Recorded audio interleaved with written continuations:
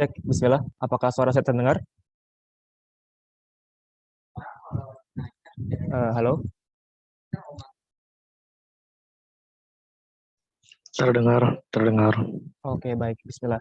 Assalamualaikum warahmatullahi wabarakatuh. Alhamdulillahilladzi kana bi'ibadihi khabiran basira. Tabarakalladzi ja'ala fis sama'i burujan wa ja'ala fiha sirajan wa qamaran munira. Asyhadu an la ilaha illallah wa asyhadu anna Muhammadan abduhu wa rasuluhu alladzi ba'atsahu bil haqqi basyiran wa nadhira.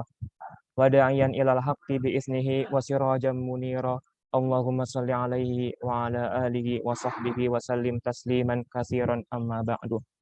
Ya, teman-teman, terima kasih telah bisa menghadiri acara kuliah umum pada malam hari ini yang insya Allah akan dihadiri oleh Ustadz Yaranul Bakhtiar yang akan membahas mengenai teori worldview seperti itu ya kurang lebih ya. Namun mungkin sebelum kita memulai agenda malam hari ini, alangkah baiknya kita buka dengan bacaan surat Al-Quran kepada Saudara Fandi Teguh Prasetyo. Waktu dan layar kami persilakan.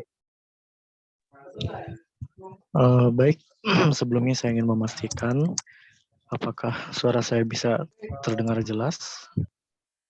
Jelas, Wan.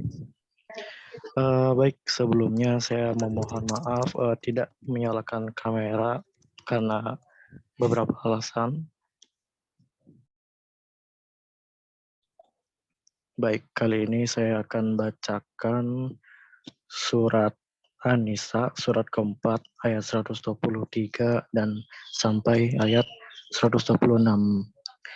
A'udzubillahi minasyaitonirrajim. Laisa bi'amaniyikum wala amaniyi ahlil kitab. Wa may ya'mal su'an yujza bihi wala yajid lahu min dunillahi waliya wala nasir. Wa may ya'mal minas solihati min zakarin wa huwa mu'minun faulaika yadkhuluna al-jannata wala yuzlamuna naqira.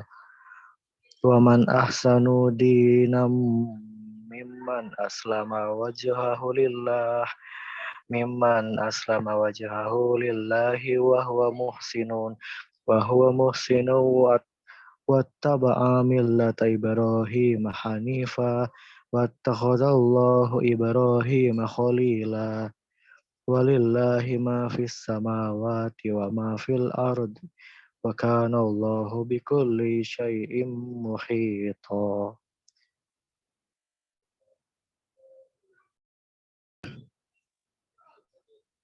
Aku berlindung kepada Allah dari godaan syaitan yang terkutuk.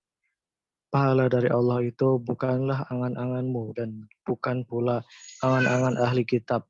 Barang siapa mengerjakan kejahatan, niscaya akan dibalas sesuai dengan kejahatan itu, dan dia tidak akan mendapatkan pelindung dan penolong selain Allah. Dan barang siapa mengerjakan amal kebajikan, baik laki-laki maupun perempuan sedang dia beriman, maka mereka itu akan masuk ke dalam surga dan mereka tidak dizalimi sedikit pun. Dan siapakah yang lebih baik agamanya daripada orang yang dengan ikhlas berserah diri kepada Allah, sedang dia mengerjakan kebaikan dan mengikuti agama Ibrahim yang lurus, dan Allah telah memilih Ibrahim menjadi kesayangannya. Dan milik Allah lah apa yang ada di langit dan apa yang ada di bumi, dan pengetahuan Allah meliputi segala sesuatu. Sekian bacaan dari saya. Wassalamualaikum warahmatullahi wabarakatuh. Waalaikumsalam warahmatullahi wabarakatuh. Terima kasih kepada Saudara Fandi. Semoga yang membacakan serta yang mendengarkan mendapatkan barokah dan pahala di sisinya. Mungkin kita mulai cek teman-teman ya, karena sudah ada Ustadz Yar juga. Sebelum kami buka kuliah umum hari ini, mungkin saya sedikit bacakan kurikulum vitae dari Ustadz Yar. Beliau merupakan alumni dari Unpad, jurusan sejarah tahun 2002, dan kemudian melanjutkan pasca sarjana di Universitas Indonesia, dan telah lulus juga sebagai doktor ya dari Universitas Indonesia. Mungkin teman-teman yang mau membaca disertasi beliau bisa baca buku ini, karena buku ini juga merupakan salah satu tulisan dari beliau ya, mengenai pertarungan pemikiran Islam di Indonesia, buku yang merupakan disertasi yang dari beliau buat selama di UI. Dan beliau telah banyak menulis buku juga seperti dan juga menulis di berbagai macam media massa lokal maupun nasional seperti di Kompas, Republika, Hikmah, Risalah, Al-Muslimun dan sebagainya. Buku-buku beliau juga cukup banyak. Ada buku seperti Qorodawi bicara soal wanita, Menaklukkan 7 penyakit jiwa, Tafsir surat Al-Fatihah, Jalan Kebahagiaan dan sebagainya.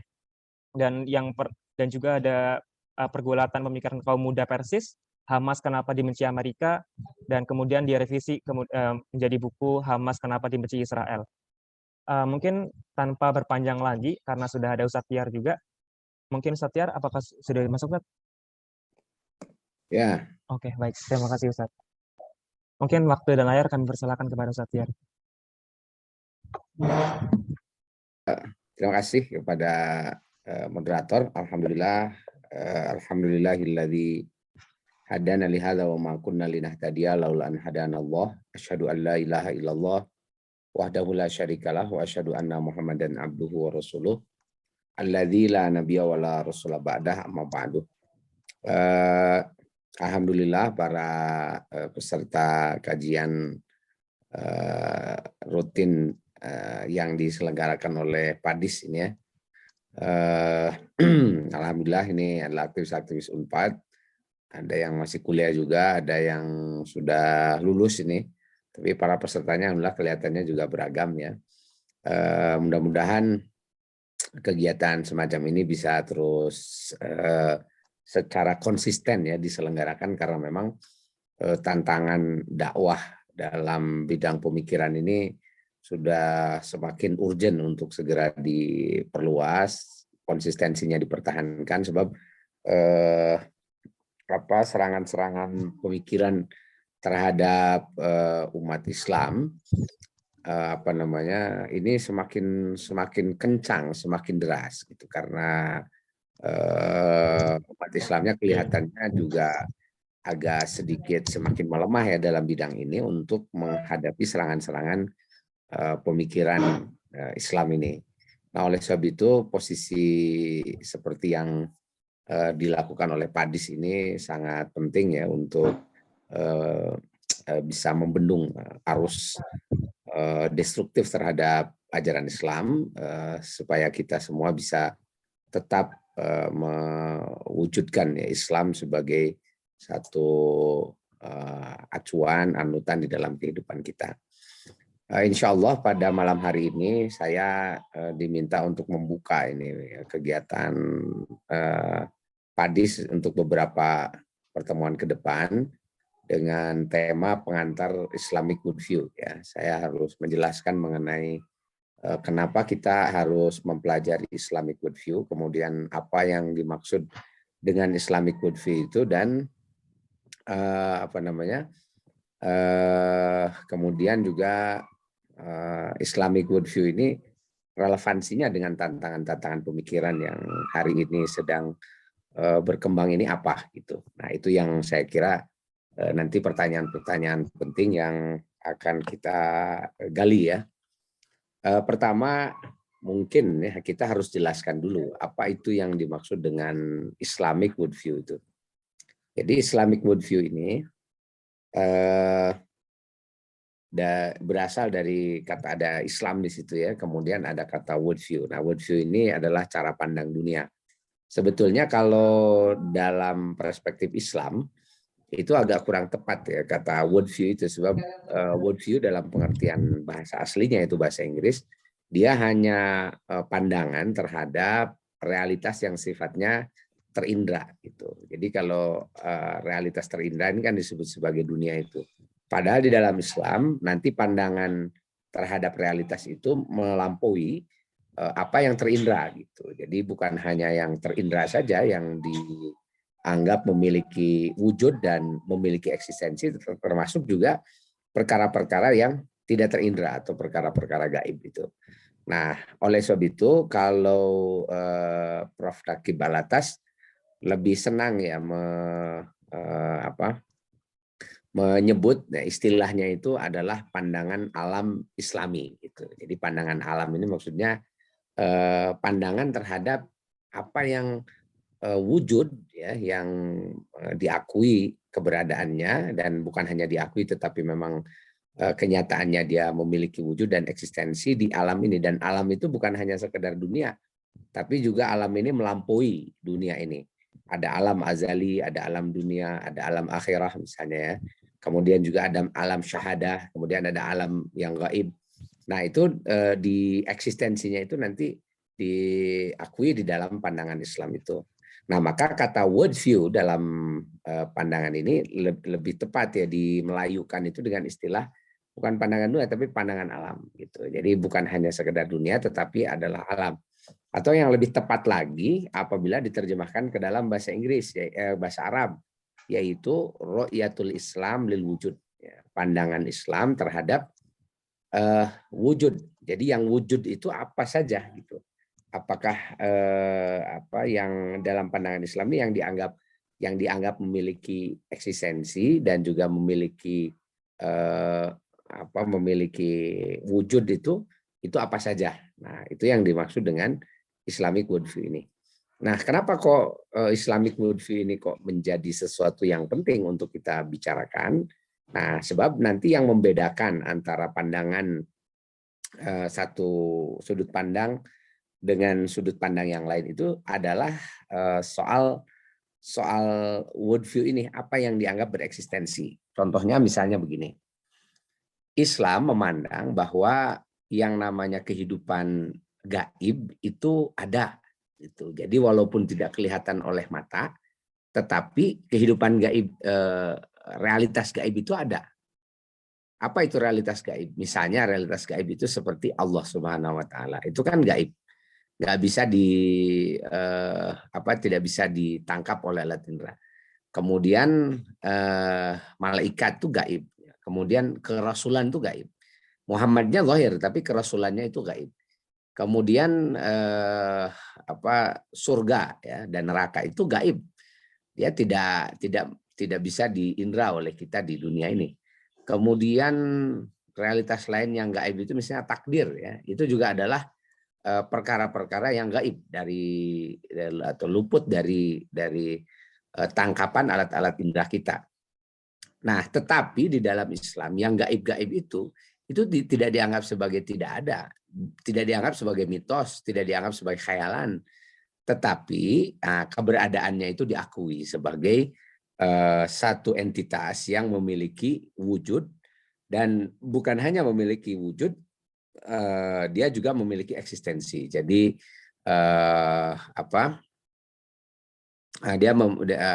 yang tadi disebut gaib itu keberadaannya diakui. Nah, ini berbeda misalnya dengan pandangan orang-orang sekuler yang dia menutup pintu kegaiban ini dianggap sebagai dunia khayal atau dunia yang ya namanya juga khayal ya. Jadi dianggap hanya ada dalam dalam khayalan manusia saja. Jadi yang namanya Tuhan itu dianggap itu mah hanya pandangan orang yang mempercayainya saja. Atau misalnya akhirat ya, surga neraka itu kan hanya ilusinya orang-orang beragama saja. Adanya pahala, dosa, kemudian adanya malaikat, pokoknya hal-hal yang gaib itu dianggap sebagai tahayul saja. Sebab realitas yang diakui eksistensinya itu hanya realitas yang dapat dijangkau oleh alat indera manusia atau mahsusat.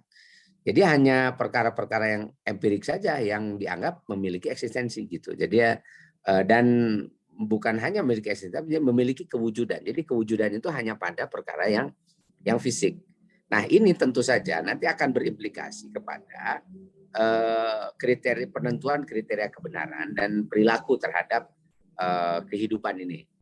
Nah, bagi orang yang menganggap bahwa Allah itu wujud ya, ada, kemudian ada akhirat dan sebagainya, maka setiap kehidupan yang kita jalani ini berelasi dengan yang gaib itu. Karena yang gaib itu hadir dalam kehidupan.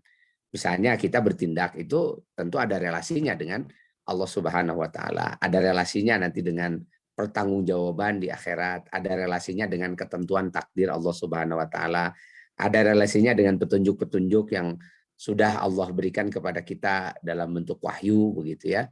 Dan segala macam realitas kegaiban itu berelasi dengan realitas yang fisik gitu. Jadi apa yang kita alami dalam dunia fisik ini dia punya hubungan yang sangat apa yang sangat erat ya dengan yang gaib itu. Misalnya kita ya sebagai manusia ini kan kita punya kedirian. Nah, kedirian kita ini terdiri dari apa saja. Nah, kalau dalam pandangan yang sekular yang tidak mengakui perkara yang gaib, maka realitas kedirian manusia itu hanya berupa hal-hal yang sifatnya fisik aja atau yang terasa saja ya secara fisikal. Itu adalah kedirian manusia. Tapi dalam pandangan kita yang mengakui kegaiban, maka ketika Allah mengatakan wa nafakhtu fihi min ruhi, aku telah meniupkan ke dalam tubuh manusia itu min ruhi, ruh Allah Subhanahu wa taala, maka kita mengakui bahwa di dalam tubuh kita ini ada entitas yang namanya ruh. Gitu ya, ruh itu menyatu dengan badan kita. Jadi kita ini hidup di dunia ini bersama dengan ruh itu. Sebab nanti ketika ruh berpisah dari badan, maka badan itu tidak berfungsi. Artinya ruh itulah yang memberikan daya hidup manusia bagi manusia. Nah, tapi kan karena ruh ini gaib dan siapa yang menolak kegaiban, itu pasti dia tidak akan menganggap bahwa ruh itu ada. Dan ketika manusia menganggap ruh itu tidak ada, perilakunya terhadap tubuh itu kan pasti nggak akan mengaitkan diri manusia itu dengan ruh. Tapi kalau kita mengakui keberadaan ruh, bahwa di dalam diri manusia itu ada ruh, maka setiap tindakan manusia itu pasti akan dikaitkan dengan keberadaan ruh itu. Jadi relasi antara kedirian manusia dengan ruh itu dianggap sebagai sesuatu yang nyata begitu.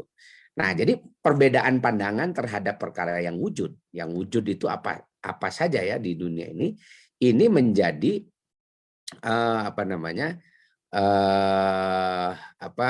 realitas terhadap pandangan ya terhadap yang wujud yang berbeda. Ini menyebabkan nanti perilaku yang berbeda, ya tindakan-tindakan yang berbeda, dan juga bukan hanya perilaku dan tindakan, tapi juga penentuan kebenaran itu juga pasti berbeda gitu. Nah itu worldview ya, fungsi daripada worldview. Makanya worldview itu sangat fundamental, dia sangat sangat mendasar dalam konstruk pemikiran apapun. Nah jadi setiap kelompok itu nanti kalau setiap kelompok pemikiran ya atau satu gugus pemikiran itu dia punya worldview, punya cara pandang yang khas masing-masing itu. Nah makanya ada worldview ini sesuatu yang sangat fundamental. Nah lalu bagaimana Islam mengkonstruksi worldview-nya itu. Jadi Islam ini dalam mengkonstruksi pandangannya terhadap realitas ya realitas wujud yang ada itu. Nah dia sebelumnya ini dikonstruksi berdasarkan satu keyakinan bahwa Islam ini sebagai agama yang sempurna sejak awal. Jadi artinya kalau agama yang sempurna sejak awal, maka sifat konstruksi worldview di dalam Islam itu adalah konstruksi yang paten gitu ya, yang permanen. Jadi sejak Islam diturunkan kepada Nabi Muhammad, pandangannya terhadap realitas itu tidak berubah. Jadi makanya sifat worldview Islam itu proyektif. Ya proyektif ini seperti proyektor tentu saja ya. Ini dari satu pandangan yang sudah paten nanti tinggal diperbesar saja gitu. Jadi sejak zaman Nabi Muhammad sampai nanti kiamat ya Islam itu tidak berubah pandangan worldview-nya kan gitu atau pandangan terhadap realitas wujudnya itu tidak berubah ya. Nah, tetap saja begitu karena konstruksi worldview didasarkan kepada satu sumber agama yang juga tidak berubah dan sudah sempurna sejak awal. Jadi Islam itu tidak mengalami evolusi di dalam keyakinan. Itu berbeda nanti dengan realitas ya pemahaman worldview di dalam berbagai kebudayaan. Nah, dalam berbagai kebudayaan itu nanti worldview itu bisa berubah-berubah bergantung kepada pengalaman setiap kebudayaan itu. Jadi misalnya ya di Indonesia ini bagaimana worldview-nya orang Indonesia terhadap realitas itu bergantung pengaruh pengalaman kultural apa yang dialami oleh masyarakat Indonesia. Makanya pandangan worldview dari satu kebudayaan tertentu itu tidak pernah ada yang tetap. Itu selalu akan ada dinamika dan selalu perubahan-perubahan. Nah, bedanya dengan Islam, pandangan worldview Islam itu paten gitu karena dia dipatenkan oleh satu sumber informasi yang juga tidak berubah, yaitu wahyu Allah Subhanahu wa taala.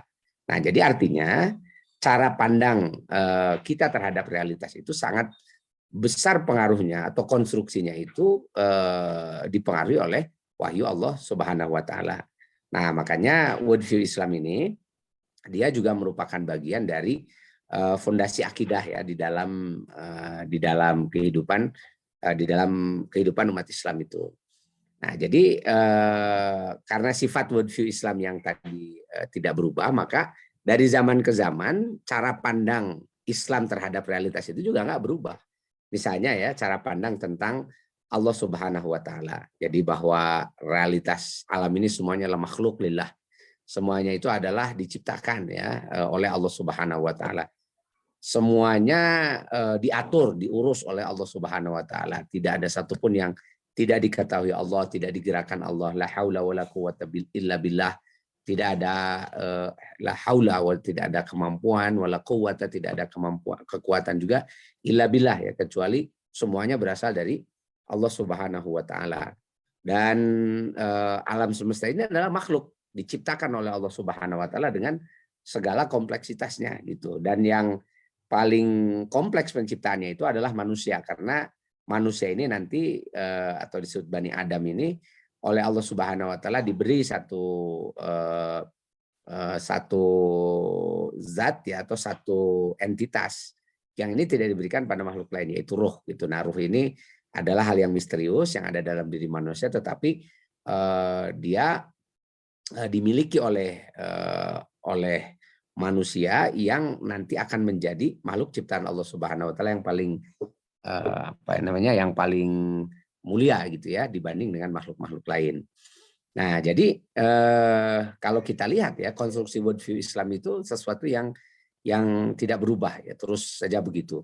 Nah, karena ini tidak bisa berubah, maka konstruksi worldview Islam itu dia bisa menjadi dasar bagi berkembangnya berbagai pemikiran, atau bisa digunakan sebagai landasan untuk merespon berbagai pemikiran-pemikiran yang yang muncul di dunia ini gitu. Nah, ini dengan konstruk dasar worldview Islam ini. Nah, jadi worldview Islam atau tadi ya pandangan Ru'yatul Islam lil wujud, nah dia memiliki peran signifikan di dalam membangun membangun konstruksi berpikir umat Islam itu. Jadi umat Islam itu sebelum berpikir tentang banyak hal, dia berpikir dulu tentang hal yang mendasar dulu, yaitu cara pandangnya terhadap realitas yang dihadapi dalam kehidupannya. Jadi seorang muslim itu tidak bisa dalam pemikirannya melepaskan Allah. Tidak bisa di dalam kehidupannya itu melepaskan wahyu Allah Subhanahu wa taala, tidak bisa melepaskan agama, tidak bisa melepaskan diri dari keberadaan Rasul yang harus dijadikan sebagai teladan ya, sebagai uswah. Kemudian juga kita dalam kehidupan itu tidak bisa menafikan adanya ruh dalam tubuh kita. Kemudian kita juga tidak bisa menafikan adanya para malaikat ya di sekitar kita. Kita juga tidak bisa menafikan adanya setan-setan ya yang bergentayangan, berkeliaran di sekitar kita. Kita tidak bisa menafikan adanya surga dan neraka sebagai sebagai tujuan nanti dari perjalanan akhir kehidupan kita. Nah, semua realitas itu menjadi bagian yang sangat penting di dalam mengkonstruksi pemikiran gitu. Sehingga apapun nanti pemikiran yang dihasilkan oleh umat Islam itu harus berkaitan dengan semua realitas itu. Dan ini menjadi sangat relevan nanti untuk menjawab berbagai tantangan-tantangan pemikiran yang berkembang akhir-akhir ini kan itu. Sebetulnya di setiap zaman juga sama ya. Tantangan pemikiran itu harus dijawab ya dengan konstruksi pemikiran atau konstruksi dasar worldview, konstruksi dasar pemikiran semacam ini. Saya mau ambil contoh misalnya ya, berkembangnya ekonomi kapitalis misalnya. Wah, ini ekonomi kapitalis berkembang sangat luar biasa dengan sistem ribawi dan sekarang menjadi dominan ya, menguasai dunia. Nah, pertanyaannya bagaimana Islam memikirkan fenomena ini? Maka muncullah gitu ya. Sekarang ini kita menyaksikan ada yang disebut dengan Islamic economy atau yang disebut dengan ekonomi Islam. Nah, di dalam pandangan Islam yang namanya ekonomi itu nggak boleh dilepaskan dari pandangan worldview yang mendasar tadi itu. Jadi yang namanya aktivitas ekonomi, sekalipun dia aktivitas fisik. Aktivitas fisik itu maknanya adalah aktivitas untuk mempertukarkan barang-barang gitu. Ada yang beli, ada yang jual, ada keuntungan di situ gitu, ada hitung-hitungan pengembangan usaha, marketing dan sebagainya. Itu kan adalah aktivitas fisik semuanya gitu. Tetapi dalam konstruk worldview Islam, aktivitas fisik itu dia tidak mandiri gitu. Tidak mandiri itu artinya aktivitas fisik itu berelasi sangat kuat dengan apa? Pertama dengan realitas gaib yang maha gaib, yaitu Allah Subhanahu wa taala. Dia juga berelasi dengan roh manusia ya, dengan roh manusia, sehingga nanti tindakan-tindakan ekonomi itu akan sangat ditentukan oleh aspek ruhiyah dalam diri manusia itu. Nah, kemudian juga aspek ruhiyah satu orang dengan aspek ruhiyah yang lain itu juga nanti akan saling akan saling berelasi. Makanya nanti dalam hadis disebutkan al-arwah junudun mujannadah ya. Roh-roh itu seperti tentara yang tentara yang dibariskan gitu ya. Mata arofa taqaraba wa ma takhalafa, barang siapa roh-roh itu yang saling mengenal itu nanti dia akan saling mendekat ya, berkelompok. Kemudian kalau yang tidak saling mengenal itu nanti ta'arud, takhalafa ta'arud. Dan roh-roh yang dia tidak saling mengenal dia akan berpisah begitu ya. Nah, itu contoh misalnya begitu ya cara pandang kita terhadap ekonomi itu. Maka ketika kita bicara soal ekonomi Islam, itu bicaranya bukan soal rumus-rumus gitu. Kadang-kadang kita kalau bicara soal ekonomi Islam tuh mencukupkan diri hanya pada perubahan transaksi, misalnya gini ya, transaksi yang tadinya kan ribawi, transaksi ribawi itu kan kalau ada qard kemudian ada kelebihannya kan gitu. Jadi pinjam-pinjam, utang piutang, kemudian ada kelebihannya, kullu qardin jarra manfaatan fahuwa riba, kan definisinya begitu. Maka supaya dia berubah kan gitu ya, tidak menjadi ribawi, maka transaksi itu diubah. Misalnya ya ada transaksi yang sifatnya murabahah, jual beli gitu. Seperti kita pinjam beli motor misalnya, beli motor pakai akad ini kredit kan ya. Itu sebenarnya kan kita pinjam dulu itu sama leasing, lalu kemudian sama bank, kemudian atau sama leasing lah sebenarnya, itu yang dibayarkan ke dealer, dan kita bayar ke leasing itu untuk setiap bulan kan gitu ya, untuk membayar motor kita. Nah, tapi supaya akadnya menjadi akad yang halal kan gitu ya, akad yang istilahnya akad syariah gitu ya, maka kemudian transaksinya diubah gitu. Jadi transaksi jual beli antara saya ya sebagai pembeli dengan leasing gitu. Jadi si leasingnya ini menjual kepada saya gitu. Nah, ini menjual tapi nanti dibayar oleh saya dengan cara kredit gitu. Nah, ambil untung begitu ya, itu masuk dalam kategori jual beli dan itu halal gitu ya. Dan nanti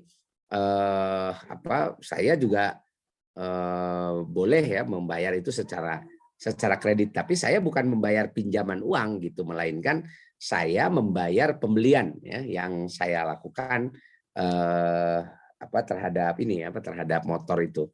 Nah, maka dengan akad semacam itu berubahlah dari yang tadinya transaksi ribawi disebabkan ada kelebihan ya menjadi transaksi yang halal gitu ya, transaksi yang syar'i itu ya, namanya murabahah. Tapi banyak orang kecewa kan gitu ya. Sekarang banyak orang kecewa. Nah, kecewanya apa? Kecewanya itu orang melihat ini kok kayak main-main ya. Akad murabahah itu hanya mengubah bentuk saja ya, mengubah transaksi yang tadinya leasing tadi itu ya, leasing biasa itu dengan dan transaksi murabahah gitu. Prakteknya sama dan bahkan pelakunya sama juga gitu. Pelakunya misalnya saya mau pinjam ini, mau beli motor itu di FIF ya, ada FIF biasa, ada FIF syariah. Harganya sama aja gitu, prakteknya sama aja. Saya setiap bulan membayar begitu kan gitu ya, dan seterusnya gitu. Nah, jadi kalau dilihat ad hoc semacam itu kan gitu ya, memang ekonomi Islam ini menjadi sesuatu yang jadi di mana daya solutifnya ekonomi Islam terhadap persoalan ekonomi kontemporer ini kan gitu. Kalau ekonomi syariah itu hanya diartikan atau ekonomi Islam itu hanya diartikan sebagai perubahan akad, perubahan transaksi saja gitu. Dan ini kan kita pembicaraan sekarang kita dalam masalah ekonomi syariah itu kan lebih banyak berkutat di sana gitu. Padahal kan sesungguhnya kalau kita bicara masalah ekonomi itu konstruksinya tidak hanya urusan soal transaksi, bukan soal akad, tapi ini ada satu konstruksi yang diasaskan ya pada pemahaman tentang realitas wujud ya, relasi antara wujud yang fisik berupa transaksi ekonomi dengan yang gaib. Yang gaib itu Allah dan ruh kita gitu ya, dengan ruh kita kemudian apa-apa yang gaib di sekeliling kita ini. Nah, ini kalau kita tidak membangun relasi konstruktif konstruksi relasi semacam itu kita akan menganggap bahwa ya sudah selesai ekonomi Islam itu sampai di situ saja. Padahal kan kalau kita mau membangun pemikiran ekonomi itu kita harus mulai dulu dari meletakkan dulu ya, meletakkan ini harta ini sebetulnya dalam konteks Islam apa sih hakikatnya. Kemudian yang namanya pemenuhan kebutuhan itu apa sih hakikatnya. Kemudian di dalam prakteknya di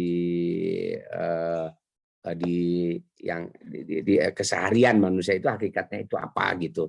Itu harus didudukkan dulu. Umpamanya kan gini ya, kita melihat dulu nih apa sih sebetulnya hakikat dari transaksi ekonomi itu. Nah sebetulnya kan hakikat dari transaksi ekonomi itu adalah soal bagaimana seseorang bisa menjadi wasilah terpenuhinya kebutuhan orang lain gitu. Makanya itu transaksi yang disebut transaksi ekonomi. Nah tapi kita yakin bahwa yang menggerakkan transaksi itu adalah Allah Subhanahu Wa Taala. Sebab Allah ini akan menjamin rezeki setiap orang. Wa ma min dabatin fil ardi illa 'alallahi rizquha. Tidak ada makhluk yang melata di muka bumi itu kecuali Allah sudah menjamin rezekinya. Jadi ekonomi Islam itu harus dilandasi dengan satu pandangan bahwa Allah itu akan mencukupi kebutuhan setiap orang. Jadi artinya bukan satu pandangan pesimistik yang sekarang menjadi falsafah bagi berkembangnya ekonomi kapitalis. Apa falsafahnya? Falsafahnya itu adalah aktivitas ekonomi itu adalah aktivitas yang dilakukan oleh manusia disebabkan karena kelangkaan sumber daya dan banyaknya kebutuhan manusia. Jadi kebutuhan manusianya banyak, sumber dayanya langka, maka disitulah ada aktivitas perebutan ekonomi. Nah, jadi dari situ saja sebetulnya sudah ada garis demarkasi, cara pandang yang tidak betul gitu. Jadi kalau ekonomi yang kapitalis sekarang yang sekuler itu kan memandang aktivitas ekonomi berhenti pada aktivitas fisik saja, dia tidak berkaitan dengan realitas yang lain begitu. Kenapa tidak berkaitan dengan realitas lain, misalnya berkaitan dengan realitas Allah Subhanahu wa Ta'ala? Karena memang tidak percaya ada kehidupan gaib atau realitas yang gaib lain yang berhubungan dengan kehidupan kita ini. Nah, maka karena tadi itu ya aktivitas ekonomi semata-mata hanya sekedar aktivitas fisik saja, akhirnya kan semua aktivitas ekonomi itu dilandasi dengan dengan suudzon ya, dengan suudzon bahwa saya kalau tidak kalau tidak mendapatkan ini sekarang saya tidak akan mendapatkannya lagi karena sumber dayanya terbatas ya. Akhirnya kan ini mendorong orang untuk berperilaku tamak gitu ya, tamak terhadap terhadap harta benda. Jadi yang berikutnya adalah mendorong orang untuk berperilaku menimbun kekayaan gitu. Dan sekarang ini kan saya kira kerusakan alam itu disebabkan salah satunya karena ketamakan manusia untuk menimbun kekayaan. Padahal Allah kan sudah mengancam itu ya. Alladzina yaknizuna dzahaba wal fiddata wa la yunfiquna fi sabilillah fabashshirhum bi'adzabin alim. Jadi orang yang menimbun emas perak kekayaan itu simbol kekayaan dan tidak membelanjakannya di jalan Allah, maka berilah kabar gembira dia dengan azabin alim, dengan azab yang keras gitu. Nah, ini kan karena tadi pandangan yang sangat materialistik terhadap aktivitas ekonomi, terhadap harta gitu ya.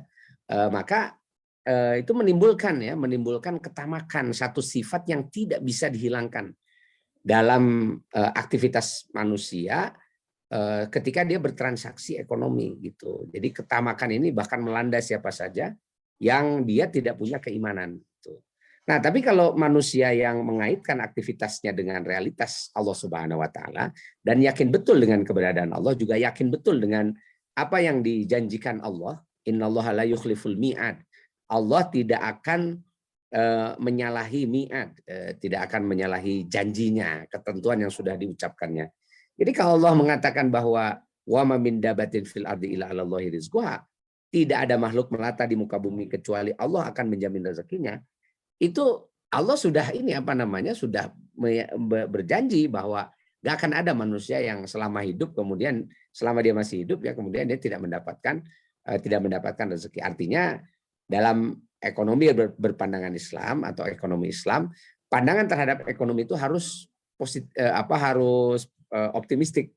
Ya, optimistik itu artinya nggak akan ada manusia yang yang hidup itu kemudian dia tidak mendapatkan rezekinya. Nah, itu kan optimis begitu ya. Nah, kalau sudah optimis begitu maka kesananya kan anjuran-anjuran untuk melakukan aktivitas ekonomi itu tujuannya sangat jelas. Apa sih aktivitas di ekonomi itu saling menukar kebutuhan saja ya. Jadi aktivitas ekonomi dibutuhkan untuk mengantarkan saya butuh ini, oh dapat dari sini. Yang itu butuh ini diantar dari sini misalnya gitu. Itu kan pertukaran-pertukaran itu penting untuk untuk memenuhi hajat hidup manusia gitu. Dan Allah sudah menyatakan bahwa setiap orang itu ya oleh Allah sudah ditetapkan rezekinya. Jadi si A, si B, si C itu sudah ada takarannya, ada ukurannya. Jadi orang jadi kaya, jadi miskin dan sebagainya itu semuanya atas dasar takaran dan ukuran dari Allah Subhanahu wa taala. Itu adalah bagian dari takdir Allah Subhanahu wa taala dan Allah memastikan innallaha faddala ba'dakum 'ala ba'din fil rizqi. Rezeki setiap orang itu pasti beda-beda, nggak akan ada yang sama gitu karena mungkin kebutuhannya yang berbeda-beda. Nah, karena pandangan terhadap ekonomi yang sangat optimistik semacam itu seharusnya melahirkan perilaku atau akhlak dari setiap orang yang melakukan tindakan ekonomi dalam Islam itu pertama adalah ridho. Jadi ridho terhadap apa yang telah ditetapkan oleh Allah kepada dia. Kemudian dia selain ridho itu qanaah. Gitu ya. Qanaah itu merasa cukup saja. Jadi Allah itu kalau memberi apapun pada kita itu cukup. Jadi nggak merasa bahwa wah selalu kurang itu. Maka dari ridho dan qanaah itu dia kemudian akan melahirkan sikap pertama syukur atas apa yang diberikan oleh Allah. Dan yang kedua sabar, ya sabar atas keinginan-keinginan yang belum terpenuhi. Kalau kebutuhan pasti terpenuhi. Tapi kalau ada keinginan yang belum terpenuhi itu dia bisa bisa bersabar gitu. Dan sabar atas ujian yang diberikan oleh Allah Subhanahu wa taala baik dalam bentuk kesenangan maupun dalam bentuk kekurangan misalnya gitu. Nah, itu nggak bisa dipisahkan itu dari aktivitas ekonomi. Kalau akhlak semacam ini dipisahkan dari nilai etika semacam ini dipisahkan dari aktivitas ekonomi Islam itu, maka ekonomi Islam sampai kapanpun tidak akan bisa menyelesaikan problem ekonomi yang sedang dihadapi oleh umat manusia sekarang ini kan gitu. Jadi kan sekarang ini kerusakan alam yang disebabkan oleh aktivitas penebangan hutan, penambangan pengerukan barang-barang tambang dan sebagainya, dan ini kan terjadi kerusakan di mana-mana. Itu tidak akan bisa dihentikan dengan teori ekonomi apapun. Karena kalau dilihat dari segi aktivitasnya halal apa enggak sih? Ya dia halal aja kan gitu ya. Sepanjang bukan barang haram yang digalinya. Tapi orang lupa gitu bahwa ada pesan Allah wala tufsidu fil ardi. Kalian jangan merusak di muka bumi. Artinya apa? Aktivitas ekonomi yang merusak itu aktivitas ekonomi yang salah. Dan saya kira ini perlu ada fatwa yang mengaitkan ya berbagai aktivitas ekonomi tadi itu dengan kerusakan alam. Jadi kalau aktivitas ekonomi itu malah merusak alam, daya rusaknya itu menyebabkan kemadorotan bagi kehidupan manusia secara secara luas, itu harus dihentikan. Itu aktivitas ekonomi yang hanya disebabkan karena manusia serakah saja terhadap sumber-sumber ekonomi itu. Nah, kan orang mengeruk ini misalnya sekarang tambang batu bara ya, kemudian yang itu merusak Kalimantan Timur ya. Kemudian eksploitasi tanah-tanah itu menjadi perkebunan kelapa sawit, kemudian perkebunan penebangan hutan untuk tanaman pertanian dan sebagainya. Nah, itu rata-rata ya dilakukan itu bukan dalam kerangka untuk semata-mata memenuhi kebutuhan manusia, itu tidak.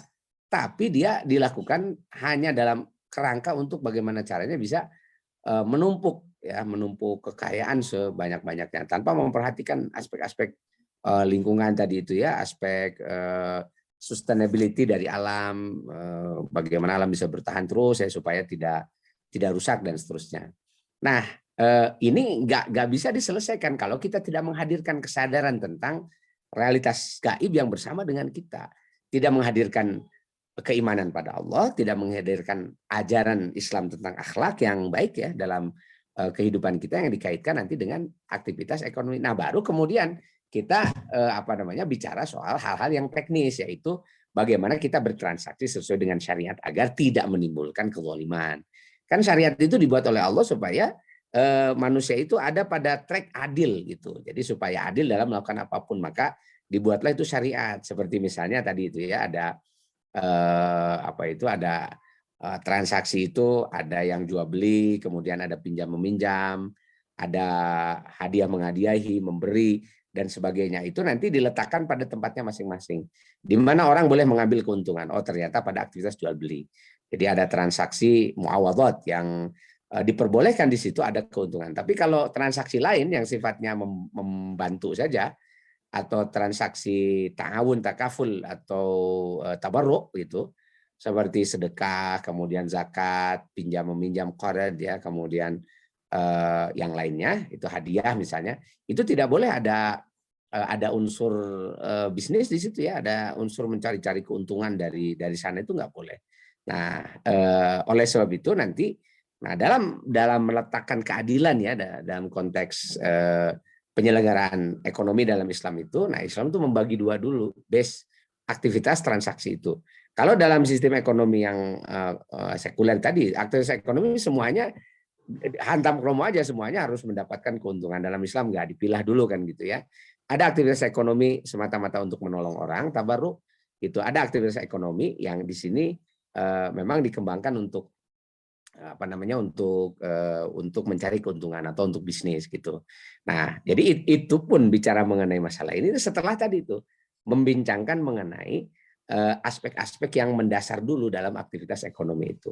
Begitu juga nanti di dalam aktivitas politik gitu. Jadi yang disebut politik Islam itu apa? Bukan sekedar politik anti korupsi, bukan sekedar politik meritokrasi gitu, bukan itu, tetapi dia harus dimulai dulu dari bagaimana relasi kekuasaan itu dengan perkara-perkara yang gaib, bagaimana relasi kekuasaan itu dengan Allah Subhanahu wa taala, bahwa kekuasaan itu diberikan oleh Allah, yu'til mulka man tasya wa tu'til mulka man tasya wa tu'izzu man tasya wa tudhillu man tasya biyadikal khair kan itu misalnya. Jadi bahwa orang jadi penguasa itu bukan karena semata-mata effort dari manusia, itu enggak, tapi memang Allah menghendaki dia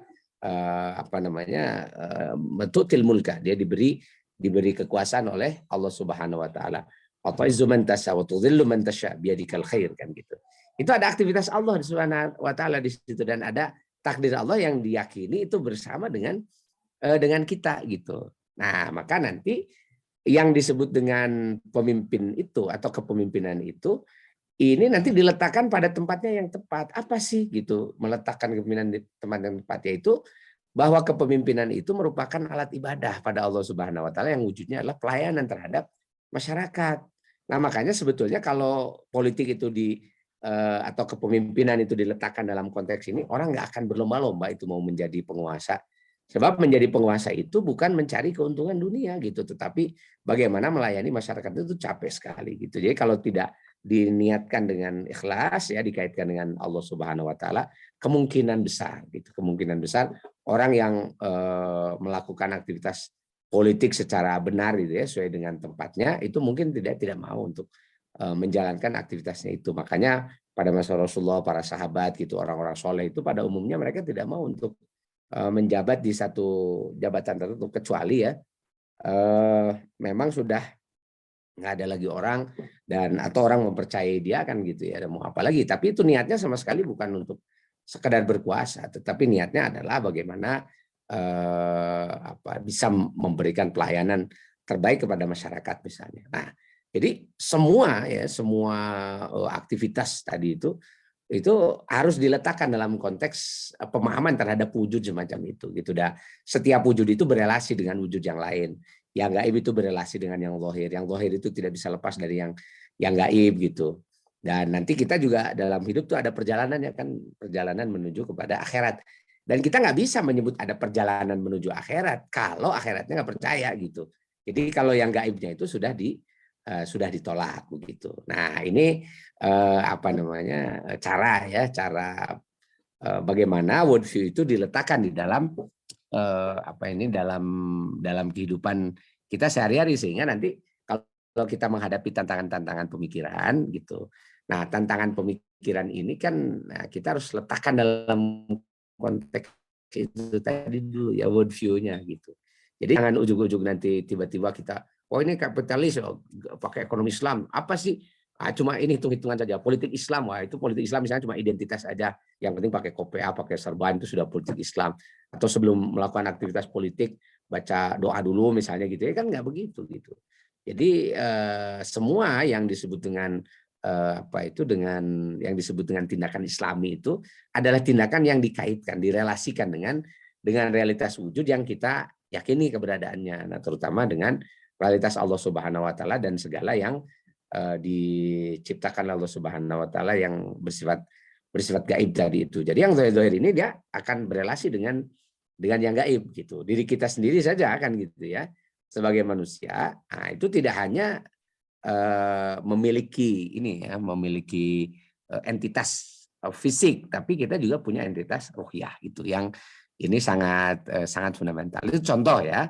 Contoh bagaimana kita meletakkan Islamic worldview ini di dalam konteks pemikiran yang berkembang itu. Nah, maka nanti dalam arus ghazw al-fikri atau dalam arus pertarungan pemikiran itu, kita bisa meletakkan worldview Islam ini sebagai fondasi dasar untuk membangun ya pemikiran Islam yang benar, yang tepat, yang nanti akan mengantarkan manusia kepada keyakinan bahwa pelaksanaan syariat itu adalah pelaksanaan kehidupan yang paling adil gitu. Dan yang disebut adil itu kan wad'u syai' fi mahallihi, meletakkan sesuatu pada tempatnya.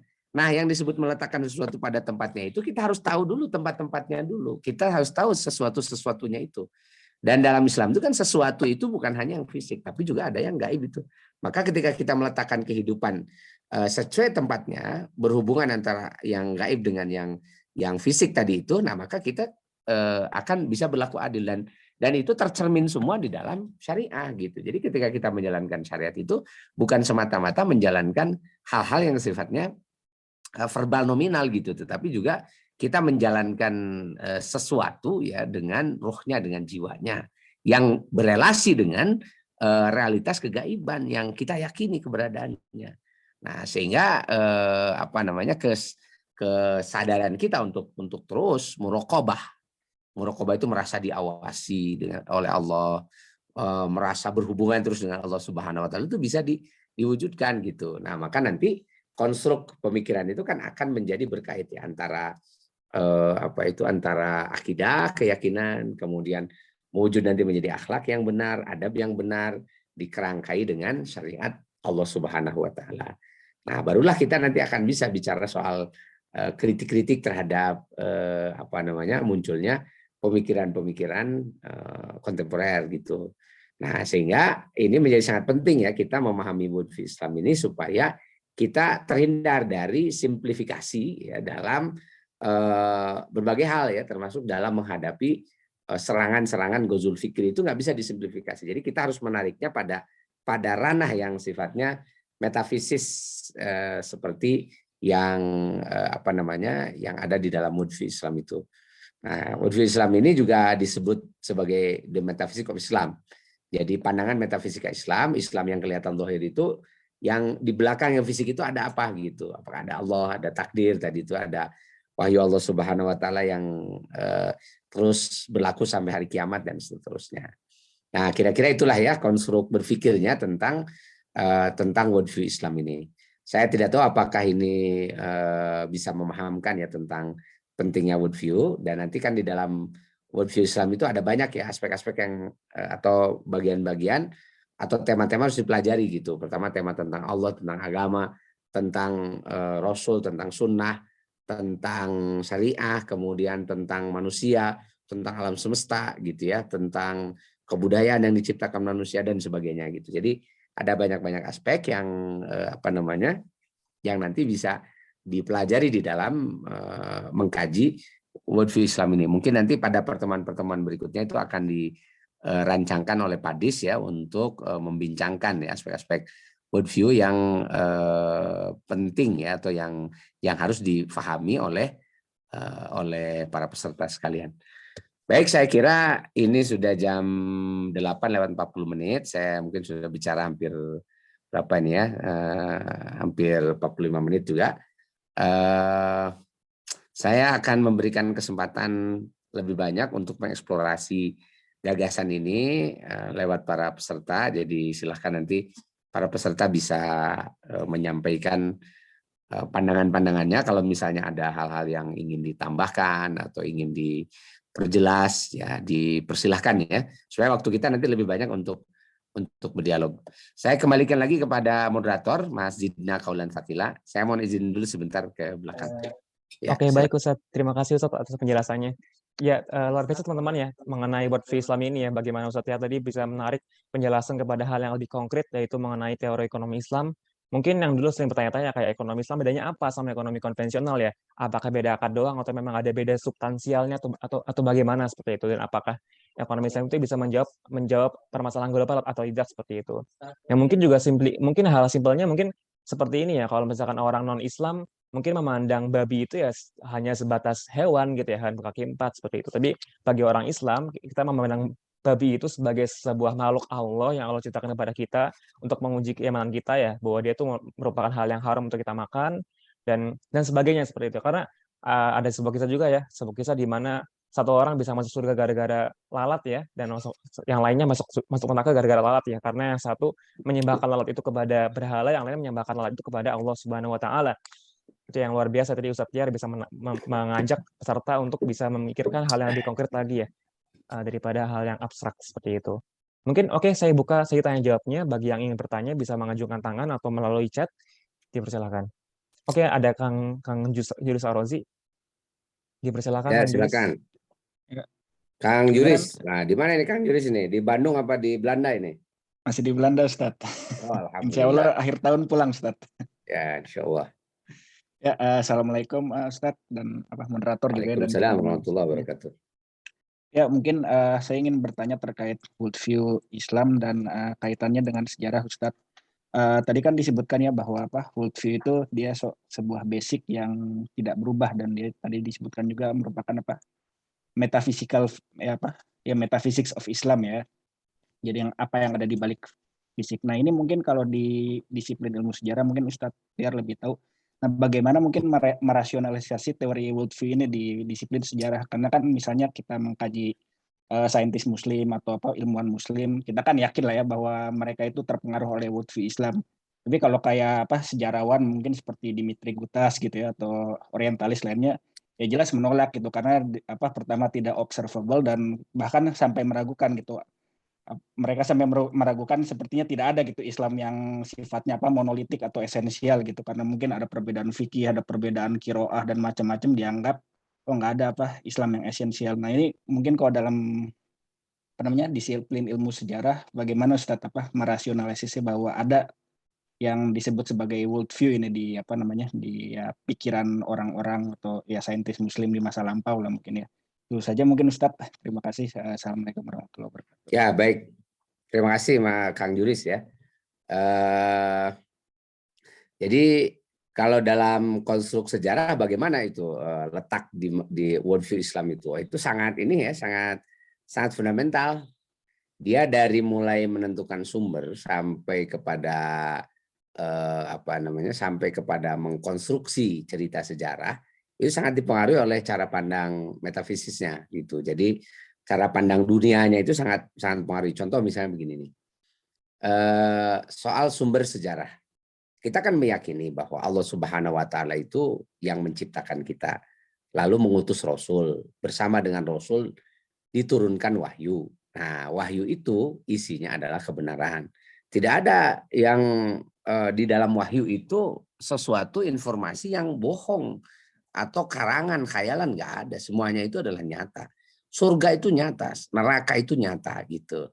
Nah, kalau surga neraka yang gaib saja nyata, maksudnya yang nanti terjadi di setelah dunia ya, itu adalah satu kenyataan, bukan merupakan khayalan, maka apalagi masalah-masalah yang terjadi atau kejadian-kejadian yang terjadi di dunia ini kan gitu ya, yang itu sebenarnya adalah kejadian fisik, cuma kita apa namanya karena berbeda jauh waktunya tidak apa namanya tidak bertemu dengan kejadian itu. Nah, maka karena wahyu itu kita anggap sebagai kebenaran yang mutlak karena itu datang dari Allah, maka semua informasi dari wahyu itu kita anggap sebagai benar gitu ya, kita anggap sebagai benar dan menjadi sumber sejarah yang sangat valid gitu.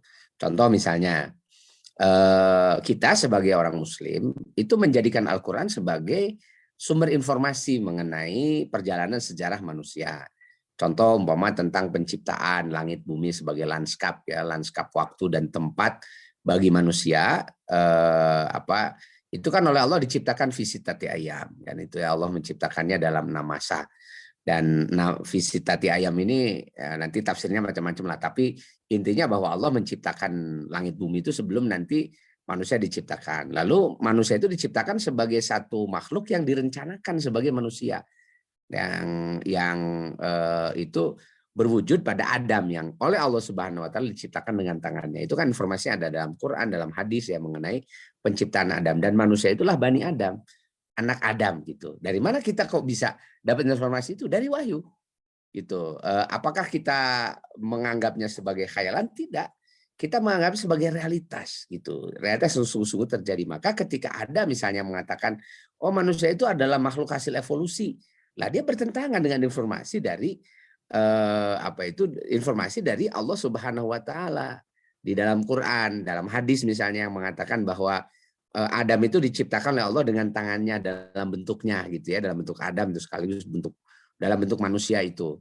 Nah, sehingga Adam itu sebagai manusia pertama gitu, dan dia bukan merupakan evolusi dari makhluk mana-mana pun kan gitu, tetapi merupakan makhluk yang tersendiri sebagai makhluk di zaman akhir sebelum sebelum alam ini hancur ya atau kiamat itu.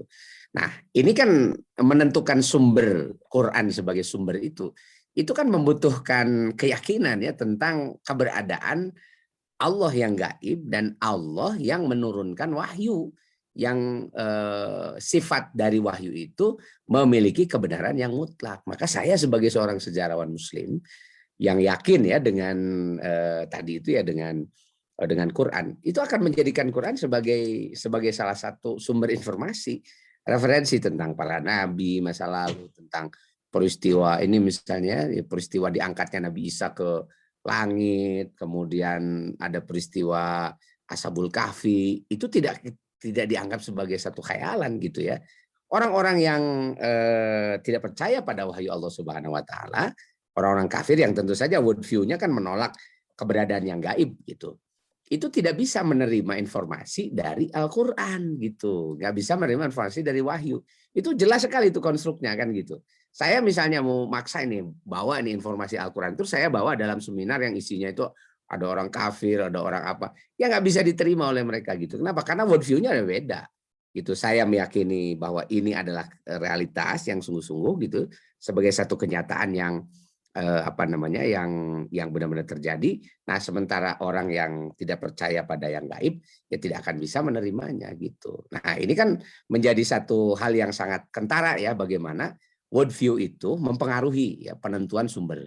Terus yang kedua, penerimaan terhadap atau worldview Islam ini worldview Islam juga menentukan konstruksi. Jadi cara nanti menghadirkan cerita sejarah. Jadi kalau di dalam sejarah itu kan nanti ya kalau sudah ketemu dengan sumbernya diverifikasi benar apa enggak kan gitu ya. Nah, kemudian sumber itu dikonstruksi gitu, dibuat menjadi satu yang tadinya serpihan-serpihan itu disambung-sambung menjadi satu cerita gitu ya, menjadi satu kisah sejarah. Nah, itu menjadi satu historiografi ya, satu penulisan sejarah yang diambil dari serpihan-serpihan tadi itu. Nah, maka dalam mengkonstruksi satu realitas sejarah, itu yang namanya pikiran worldview-nya seorang sejarawan sangat menentukan. Contoh misalnya gini, realitasnya Rasulullah itu menikah dengan Aisyah, umurnya 6 tahun gitu ya, umurnya 6 tahun.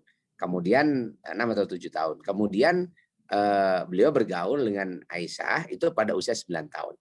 Nah, sekarang kita memberi nilai apa terhadap realitas itu?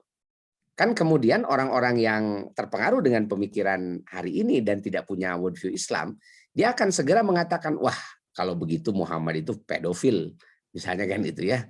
Ya kesimpulannya enak aja, Muhammad itu pedofil dengan nada yang negatif kan gitu ya. Nah itu konstruksi itu, jadi konstruksi sejarah. Tapi bagi kita yang punya dasar worldview Islam, kita percaya bahwa Muhammad ini adalah manusia sempurna. Gitu, dia adalah insanun kamil. Kalau manusia itu, Muhammad itu manusia sempurna, tindakannya nggak akan ada yang negatif. Semuanya positif dan menjadi uswatun hasanah. Menjadi teladan untuk manusia. Jadi kalau dia menjadi teladan untuk manusia, lalu bagaimana menjelaskan realitas dan fenomena itu? Nah, kita memulai dengan penjelasan dulu tentang posisi Nabi Muhammad tadi itu, bahwa Nabi Muhammad ini adalah manusia yang sempurna, manusia yang benar, dia tidak pernah punya niat buruk ya ketika menjadi nabi itu, karena dimaksum oleh Allah Subhanahu wa taala, dijaga dari perbuatan-perbuatan yang buruk. Nah, ketika dia menikahi Aisyah itu sama sekali ya, pertama kita harus menjelaskan bahwa itu bukan perilaku pedofil karena Nabi suka dengan anak-anak kan gitu. Kalau Nabi betul-betul pedofil suka dengan anak-anak, mungkin istrinya semuanya anak-anak, tapi enggak kan, itu kan Aisyah saja yang dinikahi ketika dia anak-anak. Dan tentu ini ada tujuannya. Tujuannya untuk apa gitu. Pedofil itu kan selalu dianggap negatif karena apa? Membunuh masa depan anak-anak. Jadi anak-anak yang dinikahi dalam usia yang ini ya, yang kecil gitu ya, masih sangat muda, itu nanti kalau dia dinikahkan ya, apalagi dinikahkan orang dewasa, itu pasti dia tidak punya masa depan. Jadi artinya pedofilia itu sudah merenggut masa depan seorang anak. Tapi coba perhatikan apa yang dilakukan Rasulullah SAW. Apakah seperti itu? Kan tidak. Justru di antara istri-istri Rasulullah yang paling cemerlang, yang dia punya punya sejarah yang besar ya dalam Islam itu adalah Aisyah. Karena dia dinikahi masih kecil oleh Nabi Muhammad SAW, sehingga dia punya cerita sejarah yang panjang sampai pada masa Ali bin Abi Thalib kan gitu ya. Aisyah ini dia punya peran sangat strategis. Paling tidak ya, Aisyah itu adalah istri Nabi Muhammad SAW yang paling banyak dapat ilmu dari Nabi. Gitu. Jadi Aisyah ini dia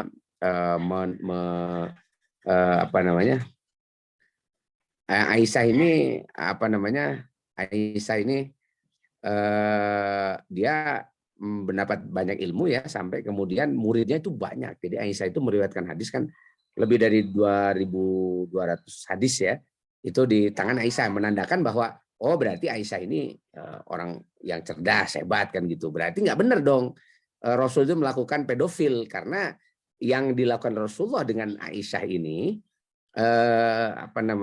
yang dilakukan Rasulullah dengan Aisyah ini justru malah menciptakan masa depan yang cerah bagi Aisyah kan gitu. Jadi pedofilnya sebelah mana gitu ya? Pedofilnya sebelah mana ini Rasulullah SAW dengan terhadap Aisyah itu? Dia dari per definisi aja udah nggak benar kan gitu ya.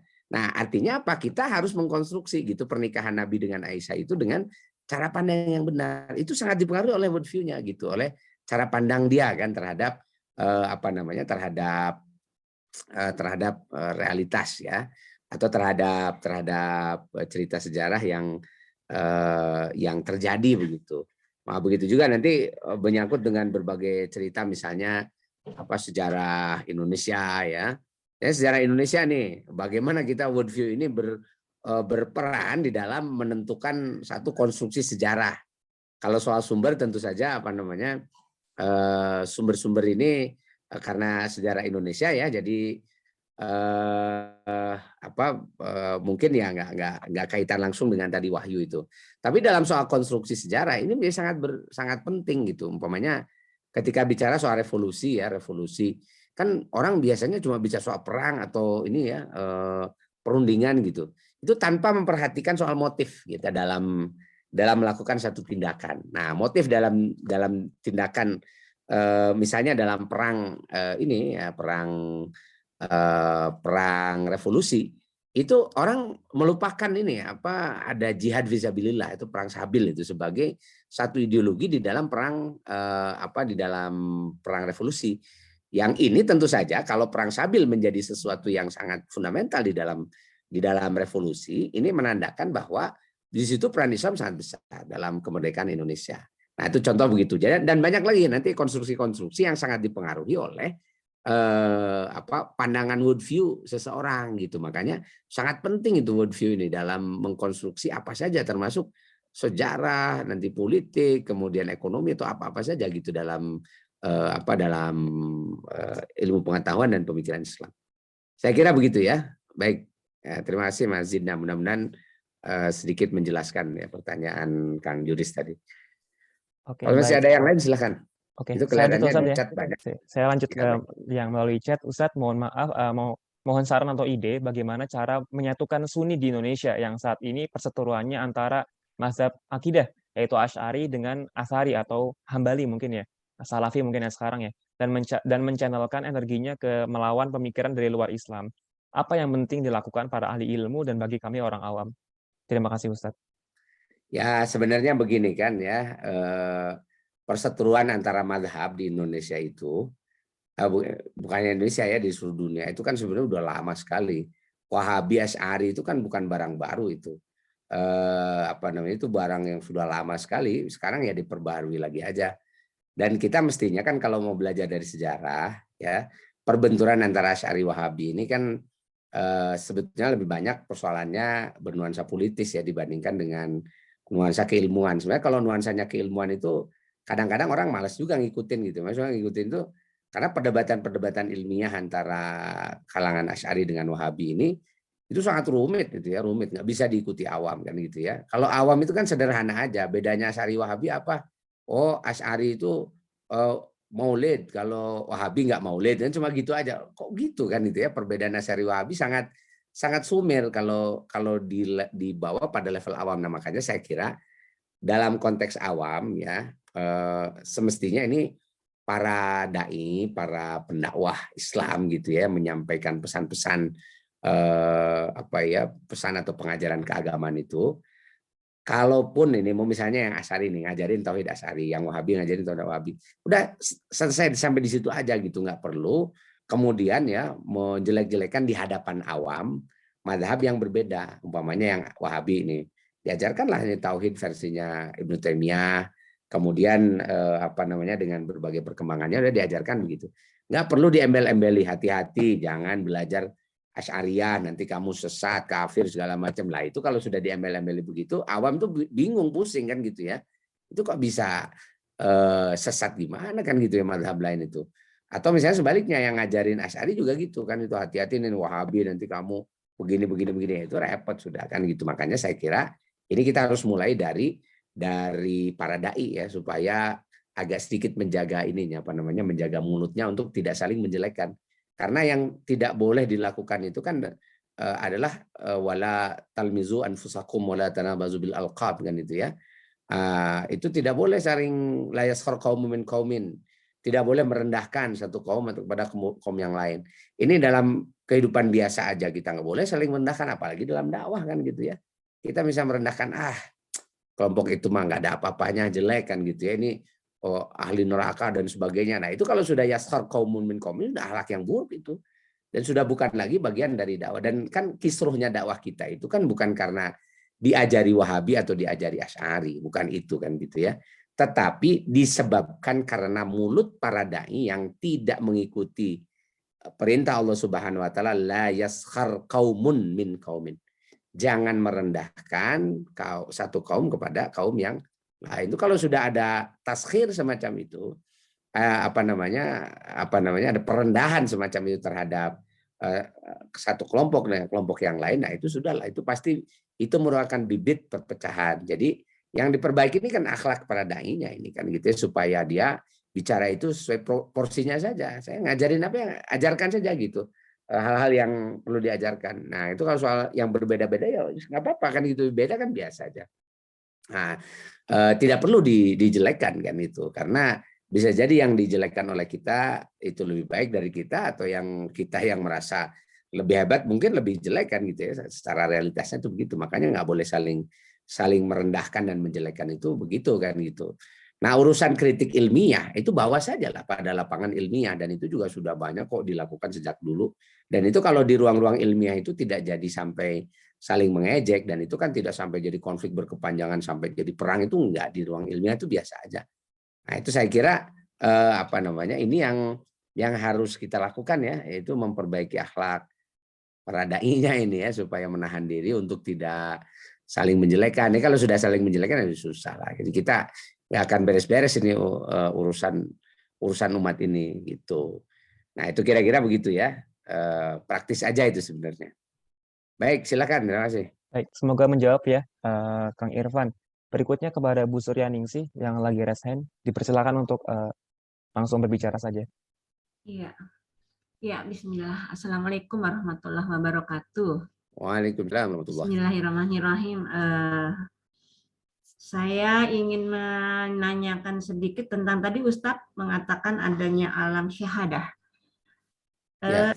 Saya sedang mencoba untuk berhikmah dari konsep makna syahadah yang tadi disampaikan Ustadz ya, bahwa saya pernah membaca penjelasan dari Profesor Al-Atas mengenai alam syahadah ini, artinya persaksian ya Ustadz ya?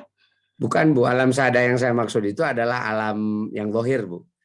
Oh gitu. Dunia ini. Yang saya mau nanyakan ini justru kalau syahadah itu maksudnya syuhud itu ya. Syuhud itu ada satu yang dimaksud oleh Prof. Atas, itu adalah satu tema di dalam tasawuf ya, yang disebut dengan asyahadah. Jadi dia nanti akan menyaksikan satu satu realitas ya, realitas tentang kebenaran Tuhan, kebenaran Allah Subhanahu wa taala dan sebagainya, setelah dia melalui makomat-makomat yang